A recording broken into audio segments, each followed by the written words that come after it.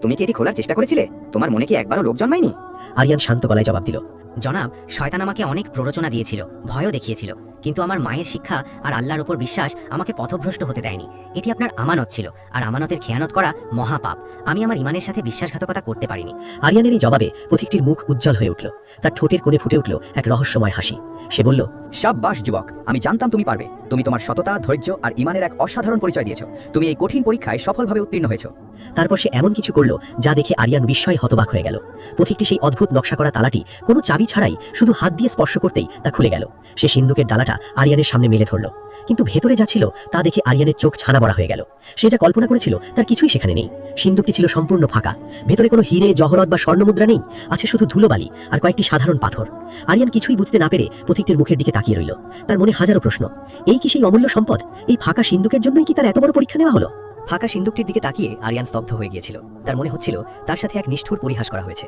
সারা রাতের ভয়, কষ্ট আর মানসিক দ্বন্দ্বের পর এই তার প্রতিদান। তার চেহারায় ফুটে ওঠা বিস্ময় ও হতাশার ছাপ দেখে পথিকটি মৃদু হেসে বললেন, অবাক হচ্ছ তাই না যুবক? ভাবছো এই ফাঁকা সিন্ধুকের জন্য তোমার এত বড় পরীক্ষা নেওয়া হলো? আরিয়ান কোনো উত্তর দিতে পারল না, শুধু তাকিয়ে রইল।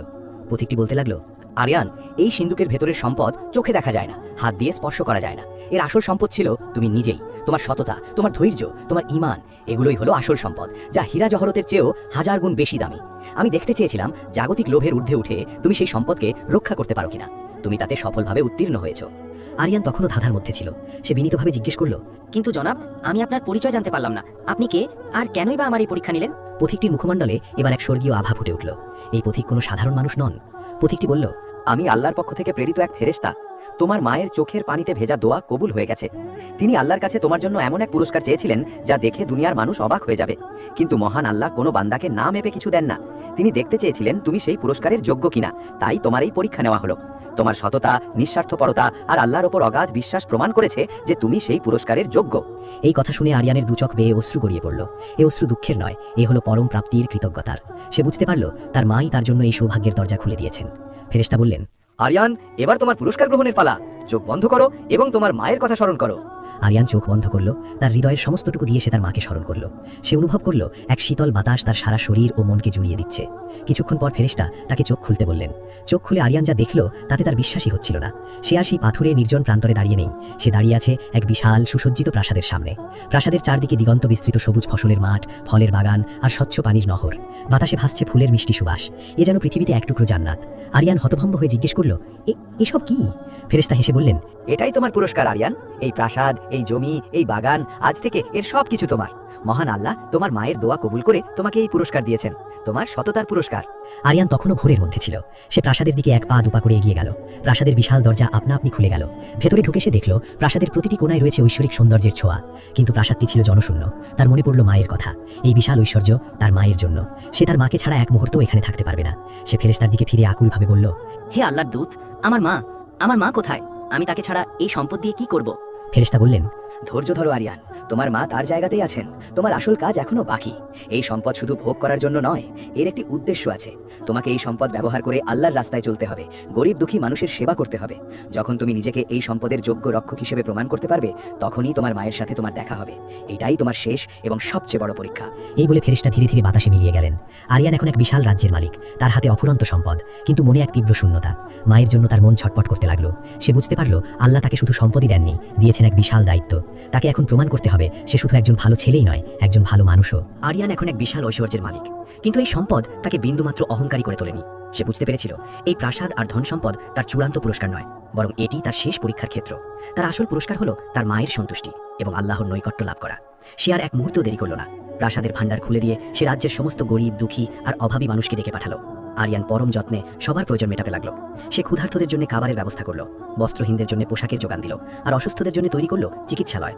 তার রাজ্যের সীমানার মধ্যে কেউ আর অভুক্ত বা বিনা চিকিৎসায় থাকতো না। সে ফসলের মাঠগুলোকে এমনভাবে কাজে লাগালো যাতে তার সুফল সবাই ভোগ করতে পারে।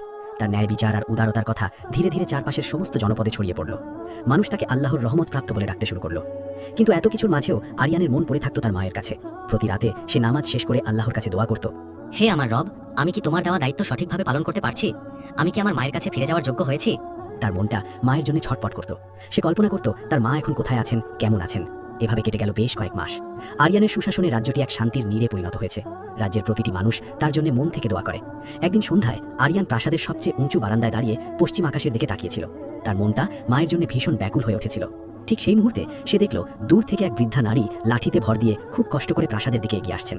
তার পরনে জীর্ণ পোশাক, চেহারায় ক্লান্তির ছাপ। আরিয়ানের বুকের ভেতরটা ধক করে উঠল। সে কোনো কিছু না ভেবেই দৌড়ে প্রাসাদ থেকে বেরিয়ে সেই বৃদ্ধার দিকে ছুটে গেল। কাছে গিয়ে সে যা দেখল তাতে তার পায়ের তলার মাটি যেন সরে গেল।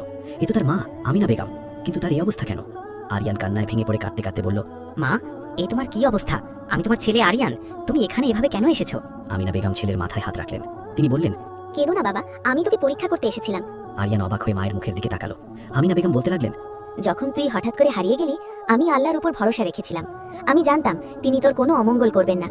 কিছুদিন পর আমি স্বপ্নে তোর এই ঐশ্বর্যের কথা জানতে পারি, কিন্তু আমার ভয় ছিল এই বিপুল সম্পদ হয়তো আমার ছেলেকে বদলে দেবে, তাকে অহংকারী করে তুলবে। তাই আমি আজ এক সাধারণ ভিখারিনীর বেশে তোর রাজ্যে এসেছি। আমি দেখতে চেয়েছিলাম আমার ছেলেটা এখনো আগের মতোই আছে কিনা। আমি তোর প্রজাদের কাছে তোর সম্পর্কে খোঁজ নিয়েছি। তারা সবাই তোর প্রশংসায় পঞ্চমুখ। তোর ন্যায় বিচার, তোর দয়া আর তোর সততার কথা শুনে আমার বুকটা গর্বে ভরে গেছে বাবা। তিনি আরিয়ানকে বুকে জড়িয়ে ধরে বললেন, তুই আল্লাহর শেষ পরীক্ষায়ও পাশ করেছিস আরিয়ান। তুই শুধু আমার ছেলেই নস, তুই হাজারো মানুষের আশ্রয়। আমি তোর ওপর সন্তুষ্ট। মায়ের এই কথাগুলো শোনার সাথে সাথেই আরিয়ানের চারপাশের দৃশ্যপট আবার বদলাতে শুরু করলো। বিশাল প্রাসাদ, ফসলের মাঠ, ফলের বাগান, সবকিছু ধীরে ধীরে এক ঐশ্বরিক আলোয় মিশে যেতে লাগলো। আরিয়ান চোখ বন্ধ করলো। যখন সে চোখ খুলল, সে নিজেকে তার সেই পুরনো ছোট্ট কুড়ে ঘরের উঠোনে আবিষ্কার করলো। তার সামনে দাঁড়িয়ে আছেন তার মা আমিনা বেগম, কিন্তু তার মায়ের চেহারায় কোনো জীর্ণতার ছাপ নেই, বরং এক অনাবিল প্রশান্তি। উঠোনের কোণে থাকা শুকনো গাছটি ফুলে ফলে ভরে উঠেছে। ঘরের চারপাশটা এক অদ্ভুত স্নিগ্ধতায় পরিপূর্ণ। আরিয়ান কিছুই বুঝতে পারছিল না, সে কি স্বপ্ন দেখছিল? আমিনা বেগম হেসে বললেন, অবাক হচ্ছিস? মহান আল্লাহ তোর সততা ও ঈমানের পুরস্কার দিয়েছেন। আল্লাহ তোকে শুধু জাগতিক সম্পত্তি দেননি, দিয়েছেন মনের শান্তি আর অল্পে তুষ্ট থাকার নিয়ামত। তোর রাজ্যের প্রজারা ছিল তোর ঈমানের পরীক্ষা, আর তোর সবচেয়ে বড় পুরস্কার হলো তোর মায়ের দোয়া আর আল্লাহর সন্তুষ্টি, যা তুই অর্জন করেছিস। আরিয়ান বুঝতে পারল এতক্ষণ সে যা দেখেছে তা ছিল আল্লাহর পক্ষ থেকে এক আধ্যাত্মিক অভিজ্ঞতা, এক রুহানি সফর। আল্লাহ তাকে দেখিয়েছেন চাইলে তিনি তাকে দুনিয়ার সব সম্পদ দিতে পারতেন, কিন্তু তার জন্য যা উত্তম তিনি তাই দিয়েছেন। আরিয়ান আবারও মায়ের পায়ে লুটিয়ে পড়ে কৃতজ্ঞতায় কাঁদতে লাগলো। সে তার জীবনের সবচেয়ে বড় সত্যটি উপলব্ধি করতে পারল। মায়ের দোয়া আর আল্লাহর ওপর অগাধ বিশ্বাস থাকলে ভাগ্য বদলাতে সময় লাগে না। জাগতিক ধন সম্পদের চেয়েও বড় পুরস্কার হলো মনের শান্তি, ঈমানের দৃঢ়তা আর মায়ের আঁচলের ছায়া। আসসালামু আলাইকুম। আমাদের